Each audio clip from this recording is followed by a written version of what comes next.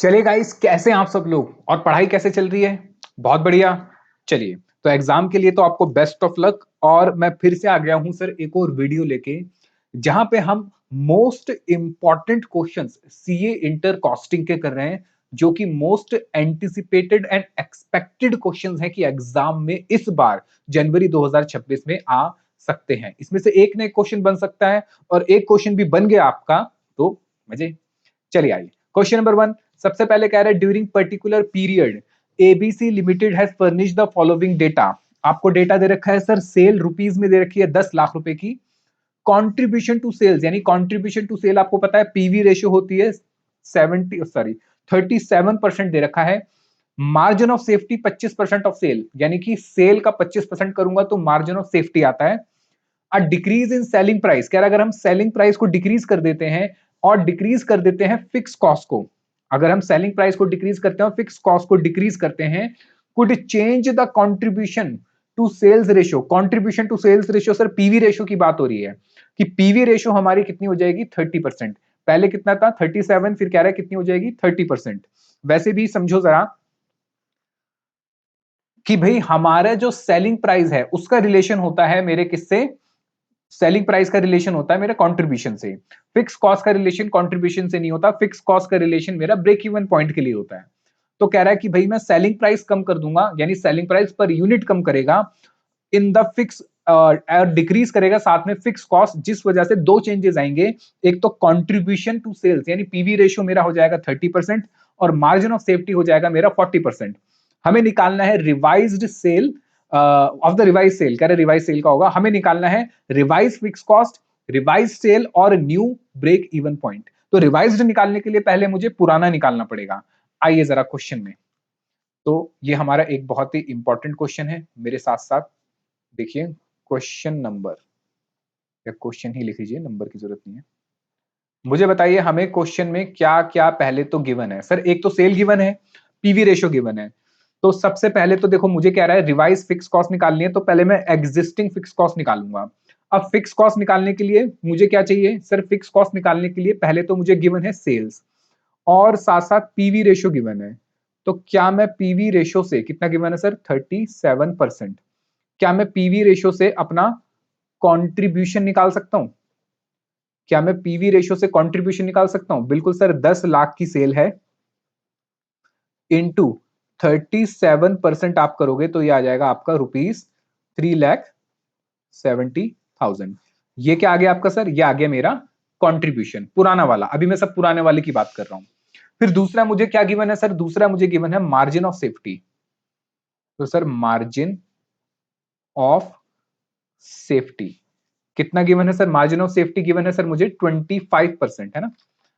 हाँ 25% of sales. तो मैं मार्जिन ऑफ सेफ्टी निकाल लेता हूं, 25% कर देता हूं सेल का। सर मेरा मार्जिन ऑफ सेफ्टी हो गया 10 लाख का 25%। तो कितना आ गया सर, ये आ गया 2,50,000। क्लियर है? तो सर ये तो मैंने क्या निकाल दिया जो उसने गिवन था, एक तो मैंने कंट्रीब्यूशन निकाल दिया, दूसरा मार्जिन ऑफ सेफ्टी। लेकिन सर मुझे तो क्या चाहिए, रिवाइज्ड सेल और रिवाइज फिक्स कॉस्ट, वो कैसे निकालूं? तो कुछ नहीं है, बहुत सिंपल है, हमें इन दोनों का कोई ना कोई रिलेशन बनाना पड़ेगा, कंट्रीब्यूशन और मार्जिन ऑफ सेफ्टी का। सर मुझे पता है मार्जिन ऑफ सेफ्टी का जो फॉर्मूला होता है, मुझे बताइए मार्जिन ऑफ सेफ्टी का फॉर्मूला क्या होता है? सर मार्जिन ऑफ सेफ्टी निकलता है actual sale minus break even point sales. क्या मुझे मार्जिन ऑफ सेफ्टी पता है? बिल्कुल पता है सर, 2.5 लाख रुपए। क्या मुझे एक्चुअल सेल पता है? बिल्कुल सर, 10 लाख रुपए। क्या मुझे ब्रेक इवन पॉइंट सेल पता है? नहीं सर, वही तो हमें निकालना है। तो मैं ब्रेक इवन पॉइंट सेल निकाल सकता हूं। तो मेरी ब्रेक इवन पॉइंट सेल्स कितनी आ गई सर, ये आ गई मेरी 7.5 लाख। ये आ गई मेरी 7,50,000। अब ब्रेक इवन पॉइंट से कंट्रीब्यूशन का एक रिलेशन होता है। क्या रिलेशन होता है सर? ये होता है मेरा ब्रेक इवन पॉइंट सेल्स जो होता है वो होता है मेरा sir fixed cost, fixed cost divided by contribution. यहां पे नहीं ले सकता क्योंकि यूनिट चाहिए होता है, तो मुझे लेना पड़ेगा सर पीवी रेशियो। वैसे भी आपको पता है पीवी रेशियो कब आता है, जब ये सेल्स में आएगा, रुपीज में आएगा। अब मजे की बात सर, मजे की बात यह है कि आपको क्वेश्चन में break even point of sales अभी निकाल चुके हो, कितना सर, 7.5 लाख रुपए। फिक्स्ड कॉस्ट पता नहीं है, पीवी रेशियो 37%। तो सर ये तो आपको गिवन था, तो सर ये 2.5 लाख रुपए क्यों, ये क्यों निकाला आपने, 3,70,000? ठीक है, निकाल दिया, चलो मुझे नहीं पता था, मैं तो बस क्वेश्चन सॉल्व कर रहा था। तो मुझे इससे फिक्स कॉस्ट मिल जाएगी। मुझे बताओ फिक्स कॉस्ट कितनी आ जाएगी, 37% मल्टीप्लाई बाय 7.5 लाख कितना आता है। चलिए, तो ये हो गया सर 7.5 लाख मल्टीप्लाई बाय 37% हो गया सर 2,77,500। आइए लिखो इसको, 2,77,500। तो ये तो मेरी पुरानी वाली फिक्स कॉस्ट आ गई। ठीक है, अब उसमें चेंजेस क्या करें, अब यहां ध्यान से देखो, क्वेश्चन इंपॉर्टेंट है क्योंकि क्वेश्चन में छोटा सा कैच है। अगर जिसने ये क्वेश्चन पहले नहीं करा हुआ तो उसके लिए ये क्वेश्चन करना बहुत मुश्किल हो जाएगा। समझो जरा, उसने क्या कहा रिवाइज्ड में, उसने एक तो आपका सेलिंग प्राइस डिक्रीज करा। क्या डिक्रीज करा, सेलिंग प्राइस। अब जरा इसको ध्यान से समझना, सेलिंग प्राइस डिक्रीज होने का मतलब है कि मेरा सेलिंग प्राइस पर यूनिट कम हो रहा है। समझो, मेरा सेलिंग प्राइस पर यूनिट कम हो रहा है। मेरी जो यूनिट्स हैं, समझो मेरे जो सेलिंग यूनिट्स हैं, जो मेरे सेल यूनिट्स हैं, वो अभी भी क्या है सर, अनचेंज्ड। ठीक है, देखो समझो, मेरे चेंज क्या हो रहे हैं सर, मेरे चेंज हो रहा है selling price per unit. Example के लिए लेते हैं कि पहले मैं जो बेचता था 100 रुपए का बेचता था, एक यूनिट कितने का बेचता था सर, 100 रुपए का। अब मैंने चेंज क्या करा, मैंने चेंज करा यानी कम कर दिया अपना सेलिंग प्राइस। मान लेते हैं मैंने 90 रुपए कर दिया, तो मैंने डिक्रीज क्या करा सर, मैंने डिक्रीज करा selling price per unit. Sir कहां लिखा हुआ है, देखो साफ साफ लिखा हुआ है कि decrease in the selling price, decrease in the selling price. ठीक है, तो अगर मेरा सेलिंग प्राइस चेंज होता है या मेरा सेलिंग प्राइस गिरता है, तो इसका मतलब ये नहीं होता कि मेरे यूनिट चेंज हो रहे हैं। यानी पहले अगर मैं 100 रुपए पे 10,000 यूनिट बेचता था, तो मैंने अगर सेलिंग प्राइस 90 कर दिया, तो मैं अभी भी कितना बेचूंगा, 10,000 यूनिट ही बेचूंगा। यानी मेरे यूनिट्स क्या रहेंगे सर, अनचेंज रहेंगे। ये एक बहुत बड़ी अजम्पशन है इस क्वेश्चन में, क्योंकि अगर ये अजम्पशन नहीं होगी तो ये क्वेश्चन सॉल्व नहीं हो पाएगा, नहीं हो पाएगा, बिल्कुल नहीं हो पाएगा क्वेश्चन सॉल्व। ठीक है, चलिए, तो उसने क्या करा सर, सेलिंग प्राइस को कम कर दिया, इसके मतलब मेरे सेल्स पर यूनिट क्या रहे, unchange. Sales per unit, sorry, मेरे सेल्स यूनिट क्या रहे, अनचेंज। चेंज क्या हुआ sir, selling price per unit. दूसरा उसने क्या करा, उसने रिड्यूस कर दिया फिक्स्ड कॉस्ट। यानी मेरी जो पहले फिक्स्ड कॉस्ट निकली थी, कितनी निकली थी सर, 2,77,500, उसने आगे चल के कुछ कम कर दी, पर ये नहीं पता कितनी कम कर दी। तो एज अ रिजल्ट, इसका रिजल्ट क्या हुआ सर, रिजल्ट ये हुआ कि मेरा न्यू या रिवाइज्ड पीवी रेशो यानी कंट्रीब्यूशन टू सेल्स का परसेंटेज जो आया, वो आया 30%। क्या ये सब हमें एग्जाम में लिखना है, नहीं, ये तो मैं आपको समझाने के लिए लिख रहा हूं। एक तो ये हुआ, दूसरा मेरा नया वाला मार्जिन ऑफ सेफ्टी, ये आ गया मेरा कितना परसेंट, 40%। क्लियर है। अब करें कैसे, करें कैसे, देखो बहुत सिंपल है, बहुत सिंपल है। मेरी जो अजम्पशन थी ये वाली कि चेंज किस में आ रहा है, सेलिंग प्राइस पर यूनिट में। क्या चेंज नहीं हो रहे सर, यूनिट चेंज नहीं हो रहे, यूनिट चेंज नहीं हो रहे। तो अब जरा समझो,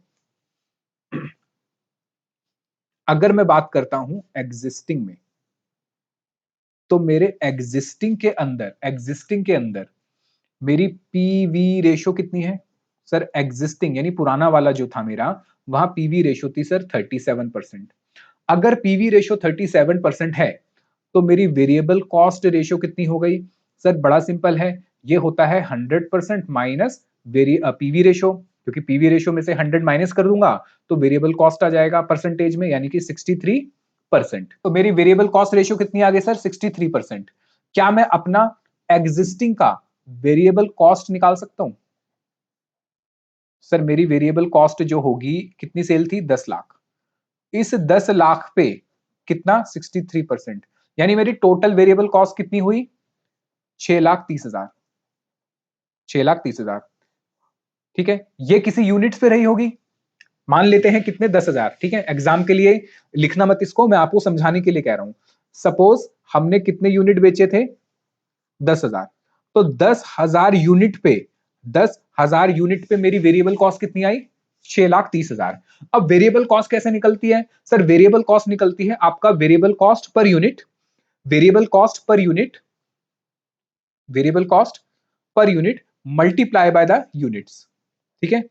अब एज पर आवर अजम्पशन जो हमने 10,000 यूनिट लिए, समझो जो हमने 10,000 यूनिट लिए, तो मेरी एक यूनिट की कॉस्ट कितनी आ गई सर, एक यूनिट की कॉस्ट आ गई मेरी 63, एक यूनिट की कॉस्ट आ गई 63, और यूनिट हो गए सर 10,000, तो टोटल कॉस्ट कितनी आ गई सर, 6,30,000। बात समझ आई? अब जरा ध्यान से समझो, मेरे क्वेश्चन में चेंज किस में आ रहा है सर, चेंज आ रहा है सेलिंग प्राइस पर यूनिट में, सेलिंग प्राइस पर यूनिट में।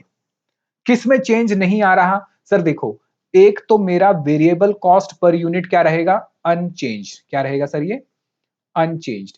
क्योंकि अगर मैं सेलिंग प्राइस पर यूनिट कम करता हूं, 100 रुपए से 90 का बेचता हूं, तो उससे मेरे रॉ मटेरियल पर यूनिट पे, मेरे वेजेस पर यूनिट पे, मेरे अदर ओवरहेड्स पर यूनिट पे कोई भी इंपैक्ट नहीं आता है।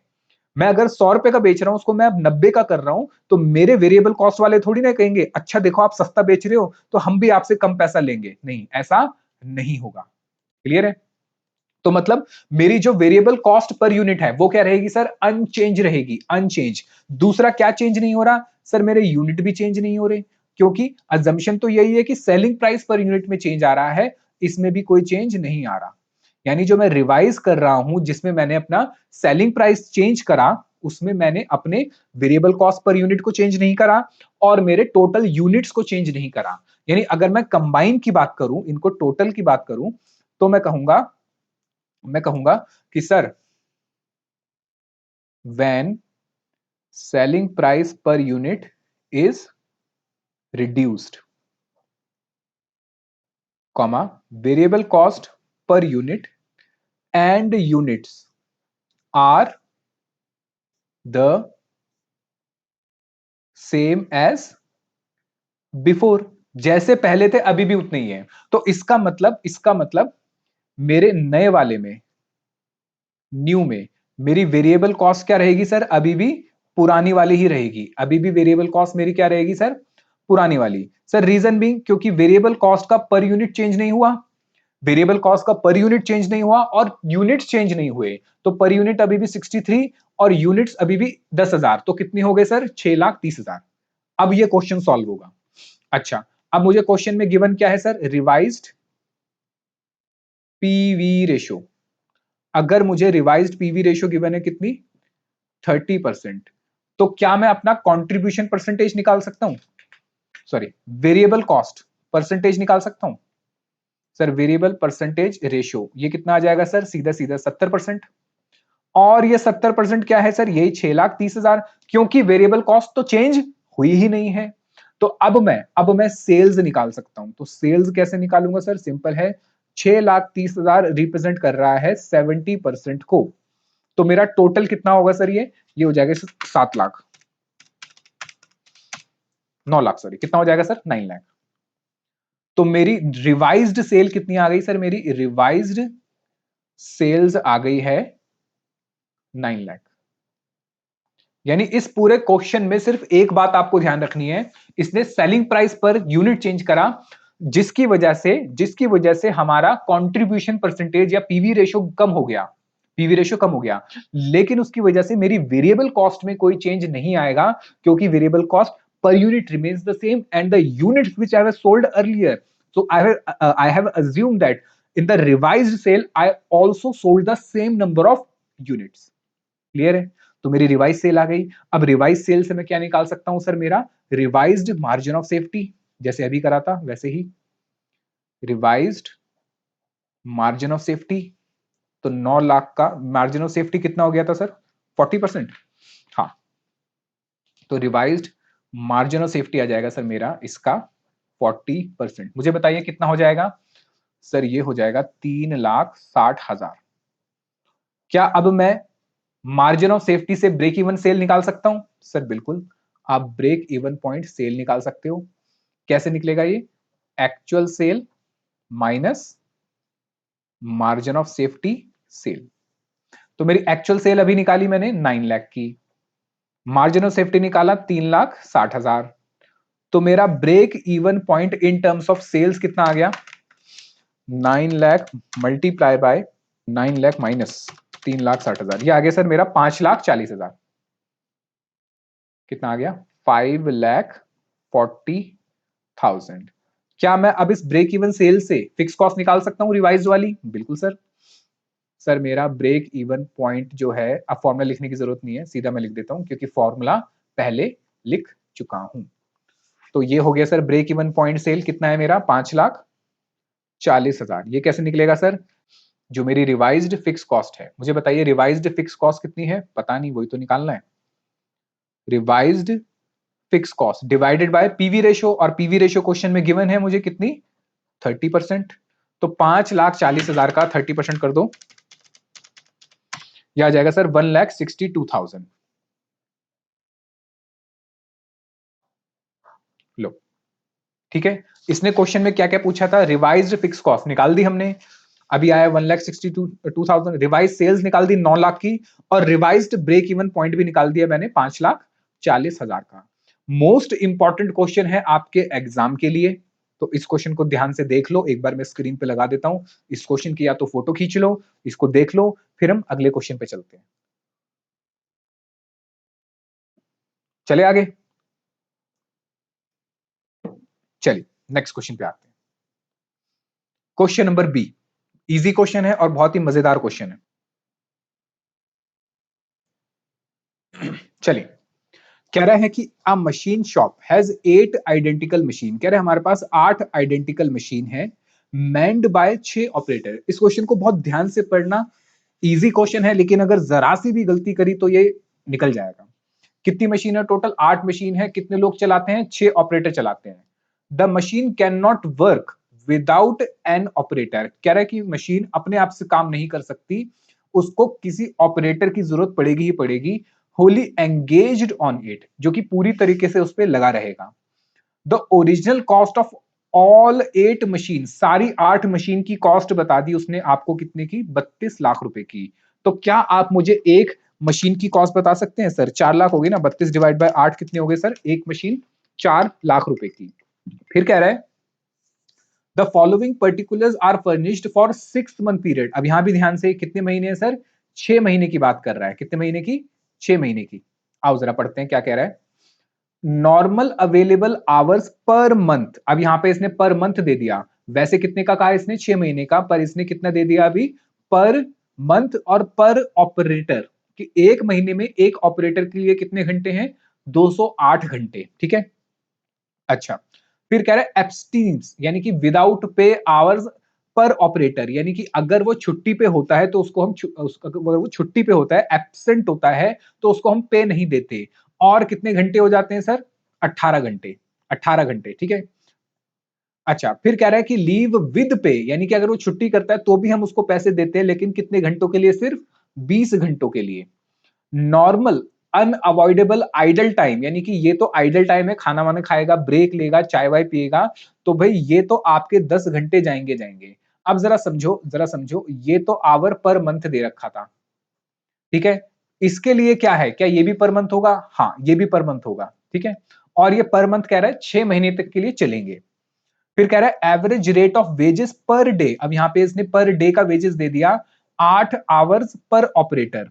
8 घंटे, यानी एक ऑपरेटर कितने घंटे काम करेगा सर? 8 घंटे काम करेगा, जिसके हम कितने पैसे दे रहे हैं उसको? 100 रुपए पर घंटा। यानी बात समझिए कि एक ऑपरेटर जो है उसको एक दिन में कितने घंटे काम करना है? 8 घंटे। और उस 8 घंटे के कितने पैसे मिलेंगे उसको? 100 रुपए। प्रोडक्शन बोनस कह रहा है 10% मिलेगा वेजेस का, ठीक है, तो वेजेस निकालने पड़ेंगे पहले तो। पावर कंज्यूम कह रहा है कि 40,250 होगी, ठीक है। अच्छा, अब ये जो डेटा इसने दे रखा है, ये क्या मानेंगे? 6 महीने का या महीने का? सर इसको मानेंगे हम 6 महीने का, ठीक है। Supervision and indirect labour 16,500, lighting and electricity 6,000 रुपए लग जाएगी। Following particular are given for the year, insurance, sundry expense, management expense, ये फिक्स खर्चे हमारे। डेप्रिसिएशन भी फिक्स खर्चा है ओरिजिनल कॉस्ट पे। रिपेयर मेंटेनेंस कह रहा है including consumable 5% of the value of all machine, ये भी फिक्स खर्चा है कि 5% तो जाएगा ही जाएगा। Prepare a statement showing the comprehensive machine hour rate, ये कह रहा है मशीन आवर रेट निकालना है of the machine shop for the machine shop, हमें मशीन शॉप के लिए निकालना है। किसके लिए निकालना है सर? मशीन शॉप के लिए। अब मेरी बात समझिए जरा, मशीन आवर रेट क्या होता है सर? मशीन आवर रेट का मतलब है कि 1 घंटा अगर मशीन चलती है, 1 घंटा मशीन चलेगी तो कितनी लागत, कितनी कॉस्ट लगेगी, ये मुझे निकालना है। ठीक है, चलिए जरा, तो सबसे पहले मुझे कैसे निकालना होता है बताइए? Question,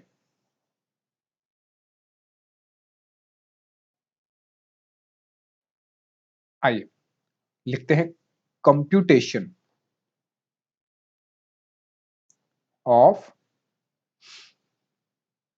comprehensive machine hour rate.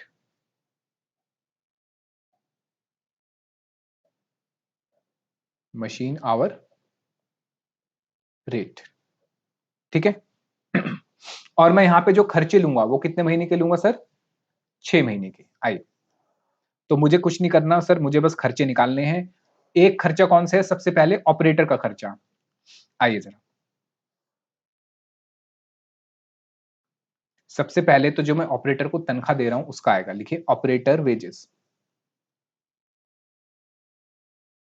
आइए, इसके लिए मुझे बनाना पड़ेगा वर्किंग नोट नंबर 1। चलिए, तो सबसे पहले थोड़ी जगह छोड़ देना, हो सकता है ये और नीचे तक बने। वर्किंग नोट नंबर 1 बनाएंगे, कैलकुलेशन ऑफ वेजेस। अब जो वेजेस हैं वो डिपेंड करते हैं आवर्स के ऊपर, कि एक 8 घंटे के कितने दे रहा है सर? 100 रुपए। 8 घंटे के दे रहा है 100 रुपए। तो पहले तो मुझे ये निकालना पड़ेगा कि भैया मैंने कितने घंटे के पैसे दिए। Calculation of wages and number of payment hours, पे जितने टाइम की पेमेंट दी मैंने उसके आवर्स। अब बताइए जरा, क्वेश्चन में उसने क्या लिखा था? क्वेश्चन में उसने ये लिखा था कि हम जो है एक दिन में कितने घंटे काम कराएंगे सर? एक दिन में 8 घंटे काम कराएंगे, एक दिन में 8 घंटे काम कराएंगे, ठीक है।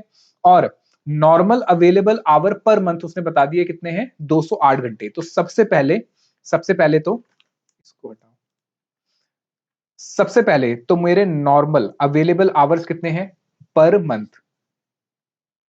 नॉर्मल अवेलेबल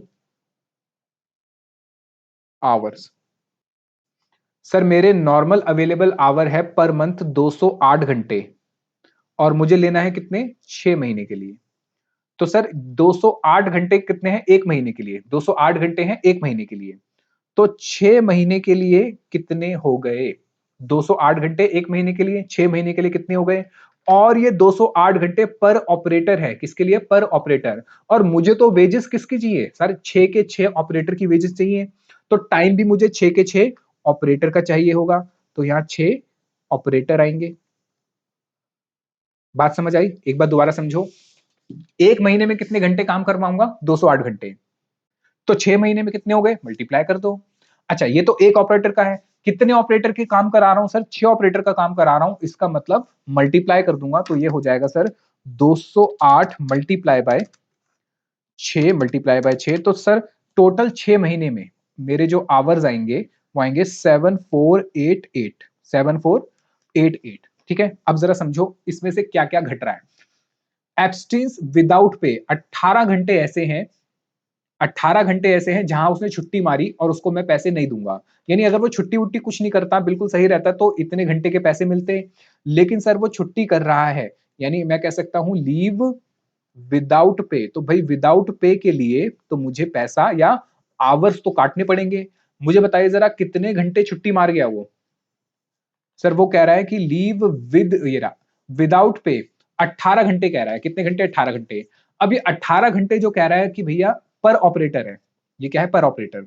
अच्छा, ये तो पर मंथ था, तो ये पर मंथ होगा, इसने कुछ नहीं बता रखा, तो इसको हम 6 महीने का मानेंगे, नहीं तो ये हो नहीं पाएगा क्वेश्चन। ठीक है, देखो यही तो है, एग्जाम में ऐसे ही क्वेश्चन देता है कि यहां पे तो उसने दे दिया कि ये पर मंथ है, 208 तो उसने बता दिया पर मंथ है, तो मल्टीप्लाई करके मैंने 6 महीने का निकाला। पर इसके बारे में कुछ नहीं बता रखा, तो मैं इसको भी मानूंगा ये कितना है? ये ऑलरेडी 6 महीने का है, ये ऑलरेडी 6 महीने का है। तो मुझे बताइए जरा कितने दिन की छुट्टी मारी उसने? सर उसने जो छुट्टी मारी वो 18 घंटे की छुट्टी मारी। अब ये 18 घंटे 6 महीने के हैं, तो 6 महीने से तो मल्टीप्लाई नहीं करूंगा, पर क्या एक ऑपरेटर के हैं? हाँ, ये एक ऑपरेटर के हैं, तो मुझे चाहिए 6 ऑपरेटर के, तो मैं 6 ऑपरेटर से इसको मल्टीप्लाई कर दूंगा। तो 18 घंटे हो गए सर 6, 18 घंटे हो गए एक महीने के, और एक ऑपरेटर के, तो 6 ऑपरेटर के हो गए सर 108। तो 108 घंटे के पैसे मैं उसको नहीं दूंगा, ठीक है।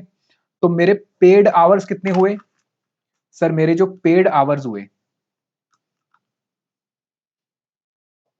मेरे पेड आवर्स जो हुए, ये 7488 माइनस 108, 7488 माइनस 108, तो पेड आवर्स हो गए सर 7380, ठीक है। अच्छा, फिर इसने क्या कहा? इसने कहा सर ये रहा नॉर्मल अवॉइडेबल आइडल टाइम। आपको पता है आइडल टाइम के पैसे मैं पे करता हूं, क्योंकि वो आइडल टाइम तो रहेगा रहेगा, तो इस वजह से यहां पे आइडल टाइम माइनस नहीं होगा, ये मेरे पेड आवर्स हैं। बस सीधी बात है भैया, 7488 मैंने उसको घंटे दिए 6 महीने के, 6 ऑपरेटर को टोटल मिला के। लीव विदाउट पे 108 घंटे हो गया, तो बाकी क्या है सर? ये पेड वेजेस हैं। अब इसके अंदर इसने छुट्टी ली होगी विद पे वाली, तो पैसे तो मैं दे रहा हूं, भले उसने काम नहीं करा। इसमें आइडल आवर्स है सर, आइडल आवर भी तो लीव विद पे होती है, जहां पे वो सीट पे नहीं बैठा होता, फिर भी मैं उसको पैसे तो दे ही रहा होता हूं, ठीक है। तो क्या ये आ गए मेरे सर पेड आवर्स? मैं इसको मल्टीप्लाई कर दूंगा, किससे मल्टीप्लाई कर दूंगा सर? मल्टीप्लाई कर दूंगा वेजेस रुपीस पर आवर। एक घंटे में कितने पैसे दे रहा हूं सर? 100 रुपए। तो 6 महीने के wages, 6 month wages for 6 operators, 6 operators का 6 महीने का पैसा 7,38,000, 7,38,000। लो इतना सा था बस। क्या था इसमें कुछ मुश्किल? सिंपल है। पढ़ने में ऐसा लग रहा था 8 मशीनें हैं, ये है वो है। हाँ सर, लेकिन थोड़ा सा तो इसमें उसने घुमा रखा था कि ये 6 महीने का और ये 1 महीने का, ठीक है। तो 7,38,000 हमारा आ गया। क्लियर है? अच्छा, उसके बाद इसने क्या कहा था और क्या देगा सर? कह रहा है कि 10% देगा प्रोडक्शन बोनस के। तो मेरा प्रोडक्शन वेजेस कितना दे रखा है? 10%। 10% किसका सर? वेजेस का। तो वेजेस हो गए सर 7,38,000, तो ये हो गया 73,800। लो मेरे प्रोडक्शन वेजेस आ गए। अब क्या निकालना है सर? बाकी के खर्चे निकाल लो। बाकी के खर्चे कितना है सर? पावर कंज्यूम दे रखा है, पावर कंज्यूम कितना है? 40,250। तो 40,250 कितने टाइम का होगा सर? ये 6 महीने का होगा। आप लिख दो क्या है sir? Power consumed, power consumed. बताइए कितना है पावर कंज्यूम? सर क्वेश्चन में गिवन है पावर कंज्यूम 40,250, लिख दो 40,250। उसके बाद अगली कॉस्ट बताओ सर। अगली कॉस्ट है हमारी सुपरविजन एंड इनडायरेक्ट लेबर, ये लिख दो supervision and indirect, supervision and indirect labour. तो ये सब मुझे कितना गिवन है सर? 6 महीने का गिवन है। तो सुपरविजन एंड इनडायरेक्ट लेबर कितना है? 16,500। चलिए, उसके बाद अगला दे रखा है लाइटिंग एंड इलेक्ट्रिसिटी 6,000 रुपए, लिखो लाइटिंग एंड इलेक्ट्रिसिटी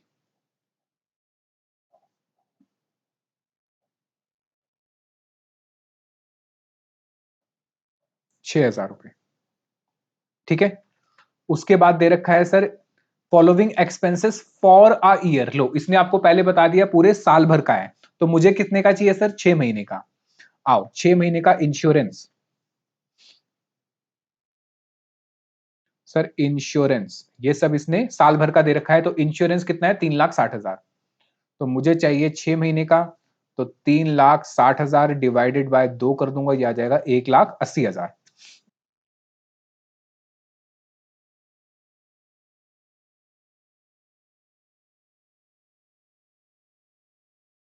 चलिए इंश्योरेंस आ गया। इंश्योरेंस के बाद है आपका सन्ड्री एक्सपेंस। आइए, सुंदरी, सुंदरी नहीं सर, सन्ड्री, सन्ड्री एक्सपेंस, मुझे बताइए सन्ड्री एक्सपेंस कितना गिवन है सर? सन्ड्री एक्सपेंस है 50,000 पर, ये साल भर का है, मुझे चाहिए 6 महीने का, तो क्या कर दूंगा इसको 25,000 रुपए।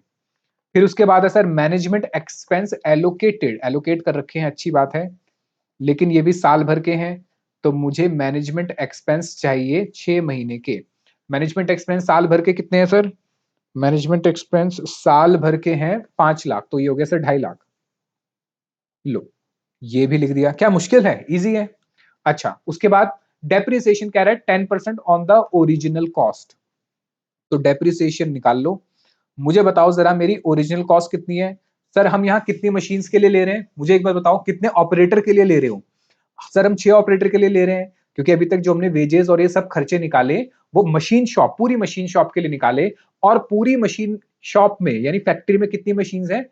6 मशीन, 8 मशीन है सॉरी, तो उन 8 मशीन की लागत कॉस्ट कितनी है? 32 लाख रुपए, उसका 10%, लेकिन फिर गलती मत कर देना, यहां पे कितना होगा सर? ये 6 महीने के लिए, क्योंकि 10% पर एनम है, तो ये हो गया सर 32 लाख, यानी 3,20,000 का आधा कर दोगे तो 1,60,000, 1,60,000। चलिए, ये भी हो गया, डेप्रिसिएशन भी कर लिया। उसके बाद कह रहा है repair and maintenance, repair and maintenance है 5% of the value of all machine. अब ये रिपेयर एंड मेंटेनेंस साल भर का होगा या 6 महीने का होगा, ये भी नहीं दे रखा क्वेश्चन में, तो मान के चलेंगे रिपेयर एंड मेंटेनेंस डेप्रिसिएशन की तरह क्या होगा? साल भर का।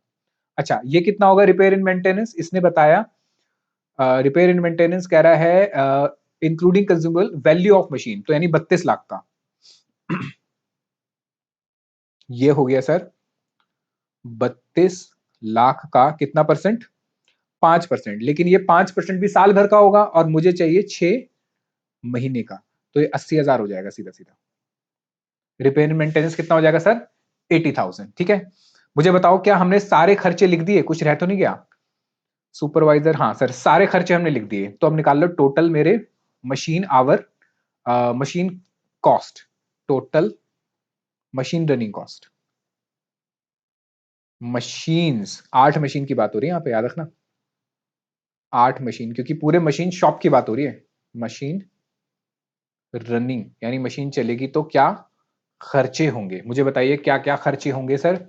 7,38,000 plus 73,800 plus 40,250 plus 16,500 plus 6,000 plus 1,80,000 plus 25,000 plus 2,50,000 plus 1,60,000 plus 80,000, total आ गया सर 15,69,550।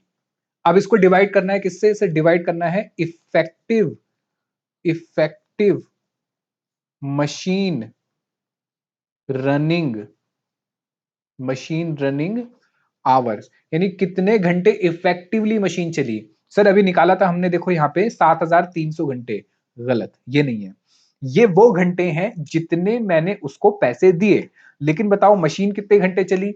सर जब तक ऑपरेटर मशीन पे रहेगा तब तक मशीन चलेगी, तो ऑपरेटर कब तक मशीन पे रहा? सर हमने उसको इतने घंटे दिए, इतने घंटे तो उसने छुट्टी मार ली, तो इतने घंटे के तो पैसे दिए, 7,380 घंटे के पैसे, लेकिन इस घंटे के अंदर वो घंटे भी जुड़े हुए हैं जिसमें वो था नहीं, यानी कि एब्सेंट था विद लीव, वो भी इसमें जुड़े हैं, फिर नॉर्मल आइडल टाइम भी इसमें जुड़ा है, तो मैं इसमें से वो वाले घंटे निकाल दूंगा जिसमें इंप्लॉय या ऑपरेटर मशीन पे नहीं था। तो आइए जरा वर्किंग नोट नंबर 2 में इफेक्टिव मशीन आवर्स निकाल लेते हैं। Effective machine running hours,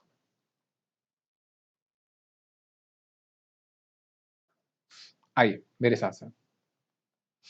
sir मुझे बताइए जरा, मुझे बताइए मेरे पेड आवर्स कितने हैं? सर पेड आवर्स हैं 7,380, इसमें से इसने लीव विद पे वाली कितनी थी? सर विद पे की अगर हम बात करें तो विद पे कितनी थी सर? विद पे थी हमारी, कहां गई, ये रहा सर 20 घंटे। अब ये 20 घंटे कितने होंगे? 6 महीने के, लेकिन एक ऑपरेटर के हैं, तो सर 20 घंटे ये 6 महीने के हैं, लेकिन एक ऑपरेटर के हैं, मुझे 6 ऑपरेटर के चाहिए, तो 6 से मल्टीप्लाई कर दूंगा, हो जाएगा सर 120। फिर इसमें से और क्या माइनस होगा सर? Normal idle time. क्या आप मुझे बता सकते हैं कि नॉर्मल आइडल टाइम कितना है? बिल्कुल सर, नॉर्मल आइडल टाइम उसने बताया था 10 घंटे। ये 6 ऑपरेटर नहीं, 6 मंथ का है, तो 10 घंटे 6 महीने के हो गए, मुझे चाहिए 6 ऑपरेटर के भी, तो 6 से मल्टीप्लाई कर दूंगा, तो कितने घंटे हो गए सर? 60 आवर्स। तो इफेक्टिव इफेक्टिव मेरे जो टाइम आया वो कितना आया? Effective machine running time, machine running time. तो sir effective machine running time आ गया मेरा 7380 में से 120 घटा, सॉरी 180 घटा दोगे तो बचेगा 7200। ठीक है, चलिए, तो ये वैल्यू आप यहां पुट कर दीजिए 7200। तो ये आपको मिल जाएगा machine running cost per hour. लिखिए, मशीन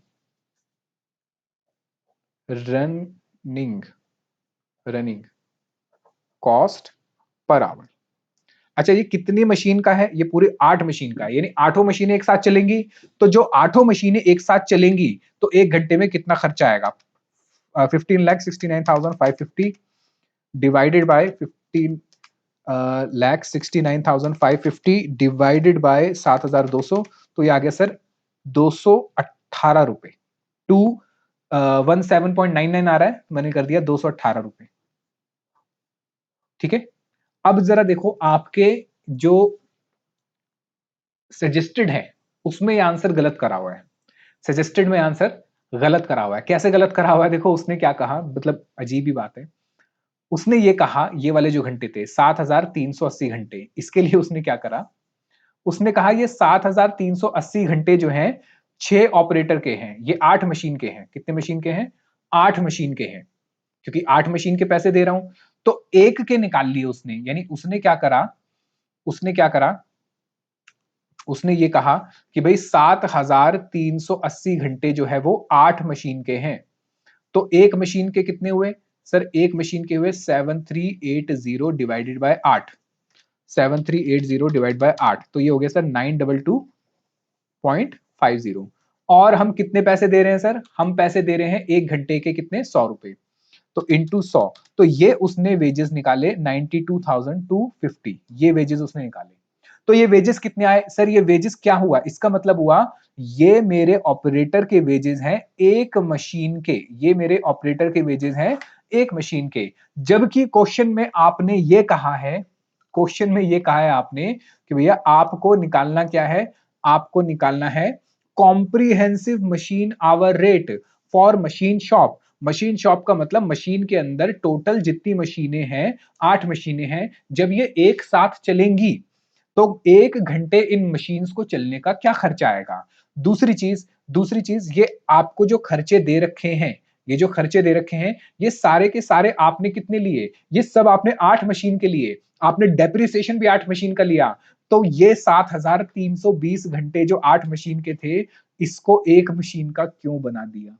तो ये सोल्यूशन आपके सजेस्टेड में गलत है। हाँ हाँ, गलत है। ठीक है, चलिए, तो आज के लिए यही 2 क्वेश्चन इंपॉर्टेंट हैं। मैं छोटी छोटी क्लासेस बनाऊंगा आपके लिए, तो ये दोनों क्वेश्चन बहुत ध्यान से आप पढ़ लेना। ठीक है, और मैं यहाँ पे क्वेश्चन लगा देता हूँ ये, और मैं एक काम करूंगा, इसको लिंक भी दे दूंगा इसका डाउनलोड करने का। ठीक है, आप इसको डाउनलोड कर लेना। और ये क्वेश्चन इंपॉर्टेंट है आपके जनवरी 2026 के एग्जाम में। ठीक है, चलिए मिलता हूँ अगली क्लास में।